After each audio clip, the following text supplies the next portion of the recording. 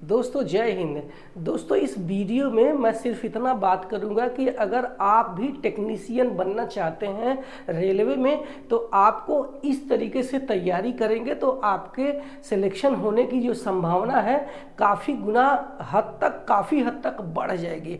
तो आइए शुरू करते हैं कि टेक्नीशियन थर्ड का आपने फॉर्म भर दिया है तो मैं यहाँ पे सिर्फ और सिर्फ टेक्नीशियन थर्ड यानी कि 12th PCM यानी फिजिक्स केमिस्ट्री मैथ और आपका जो ट्रेड वाइज है यानी जो ITI जिसने किया है तो उनके लिए सिर्फ मैं यहाँ पे बताना चाहता हूँ कि आपके जो सिलेबस है उसमें क्या क्या है, आपको किस तरीके से पढ़ाई करना है। तो हम एक बार सिलेबस देख लेते हैं कि आपका जो सिलेबस है उसमें से कितने प्रश्न आपके एग्ज़ाम में आने वाले हैं, ताकि आप अपने एग्ज़ाम के पॉइंट व्यू को ध्यान में रखते ही आप अपनी तैयारी करेंगे तो आपका सिलेक्शन हो जाएगा। तो यहाँ पे मैं सिलेबस की बात एक बार कर लेता हूँ। सिलेबस ऑफ टेक्नीशियन थर्ड, ठीक है। ये 12th PCM या ITI वालों की है। तो आप देखेंगे कि जो आपका एग्ज़ाम है वो कितने आएगा, ये आएगा नंबर ऑफ क्वेश्चंस है, नंबर ऑफ क्वेश्चंस है। ये आपके 100 रहेंगे सवाल और ये 90 मिनट आपके दिए जाएंगे। और ये CBT होगा यानी कंप्यूटर पे आपका एग्ज़ाम लिया जाएगा। CBT एक CBT होगा, CBT कंप्यूटर बेस्ड टेस्ट आपका एक ही टेस्ट होगा और उसी टेस्ट पर मेरिट बन जाएगी। और अगर आप उस मेरिट में क्वालिफाई कर ले जाते हैं तो ध्यान रखना कि आपका सिलेक्शन हो गया समझो। एक छोटा मोटा जो एक प्रोसेस है आपको बता देता हूँ। ये प्रोसेस एक बार देख लो। टेक्नीशियन बनने का जो प्रोसेस है ये है कि आप जो है CBT देंगे।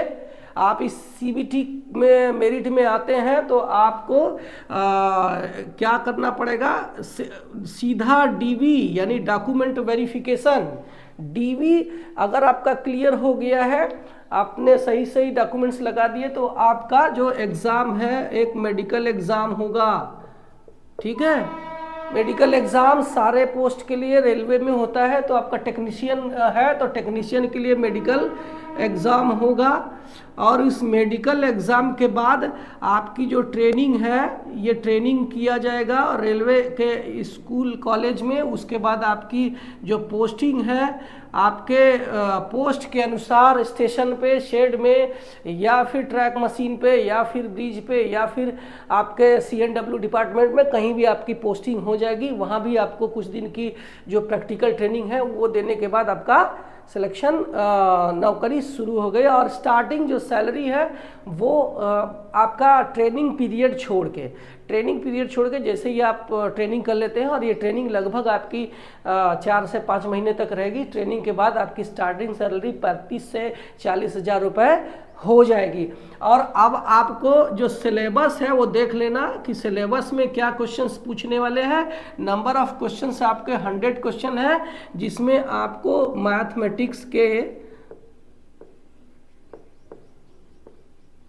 पहला है मैथमेटिक्स और ये है आपके 25 क्वेश्चंस है, ठीक है। और दूसरा है हमारा रीजनिंग के 25 क्वेश्चंस।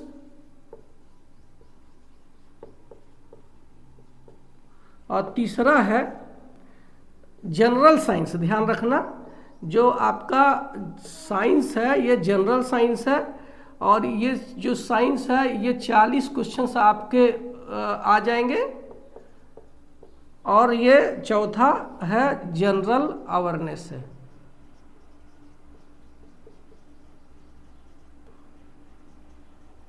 ये 10 क्वेश्चंस आपके हो जाएंगे, ठीक है। इस तरीके से जब हम इसको टोटल जोड़ देते हैं तो ये हमारा क्वेश्चन हो जाता है 100।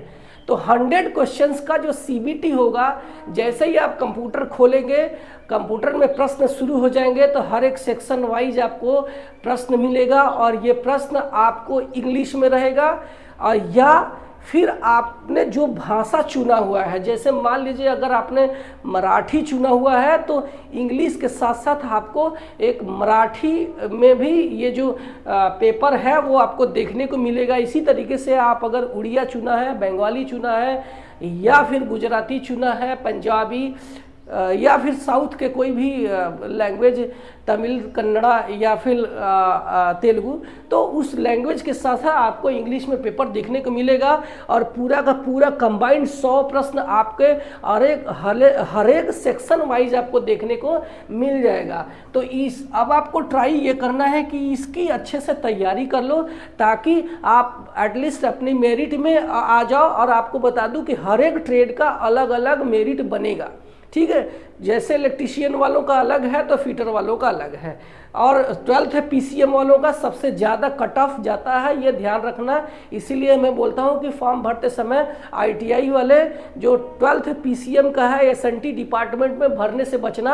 अगर आपका ट्रेड किसी और पोस्ट के लिए वहाँ पे वैकेंसी है तो कोशिश करो दूसरे वैकेंसी में डालने के लिए 12th पीसीएम वाले में मत जाओ, क्योंकि इनकी जो कट ऑफ है बहुत हाई जाती है। जहाँ ये 40% में पासिंग मार्क हो जाते हैं, वही अगर उसकी जो मेरिट गई 60% एसएनटी वाले यानी 12th पीसीएम वाले गए हैं। कहाँ? 2018 की बात कर रहा हूँ। अब की बार और भी कंपटीशन होने वाला है, क्योंकि जो वैकेंसी है वो कम है, ठीक है। तो अब हम ये तरीका बता देते हैं कि आपको किस तरीके से क्या पढ़ना है। यानी कि ये जो मैथमेटिक्स और रीजनिंग है, इसको रटने की गलती मत करना। आप कोशिश करो कि इनको जो है, चाहे हर एक सवाल को प्रैक्टिस करने की ज़रूरत पड़े, हर बार आपको आंसर देखने को मिले, लेकिन हर बार आंसर देखो, लेकिन इन दोनों सब्जेक्ट को do not learn, only practice. मतलब इनको हर एक सवाल को आप हल करते जाओ। यकीन मानो कि आप जब सवाल को हल करते जाएंगे तो ये सवाल अगर आपके एग्ज़ाम में नहीं आया तो भी उस एग्ज़ाम से रिलेटेड दूसरे जो क्वेश्चंस है उसको आप कर पाएंगे। इतना आपकी माइंड को ये प्रैक्टिस खोल देगी। तो मैथ और रीजनिंग को सिर्फ और सिर्फ आपको प्रैक्टिस करना है, इसको रटना नहीं है।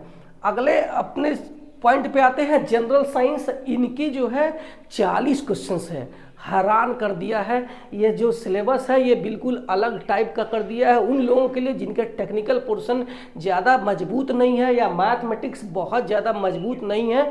तो अगर ये आप 40 क्वेश्चंस करते हैं तो आप बहुत बड़ा तीर मार सकते हैं, क्योंकि बहुत ज़्यादा वैकेंसी नहीं है और आपको इस पर ज़्यादा फोकस करना है। किस पे? ये जो 40 क्वेश्चंस है जनरल साइंस के। और इन सारे विषयों के जो सब्जेक्ट वाइज जो स्टडी मटेरियल है मैंने अपने इस वीडियो के डिस्क्रिप्शन में डाल दिया है। आप वहां से लेकर के अभी से तैयारी कर दो। लेट करोगे तो आप लेट हो जाओगे। इसके बाद हम आते हैं, इसको खूब याद करना है और कोशिश करो कि इसको कम से कम 3 बार आप पढ़ लो, ठीक है। और उसके बाद हम आते हैं अपने जनरल अवेयरनेस पे। यानी ये जनरल अवेयरनेस क्या है? ये जनरल साइंस और जीके दोनों मिला के है। तो आप देख सकते हैं इसमें सिर्फ 10 क्वेश्चंस है, तो बहुत ज़्यादा टाइम इसमें बर्बाद नहीं करना। इसको उतना ही टाइम देना कि जितना आपके काम चल जाता है। तो आपको कोशिश करना है कि रेलवे के जीके पर ज़्यादा फोकस कर लेना।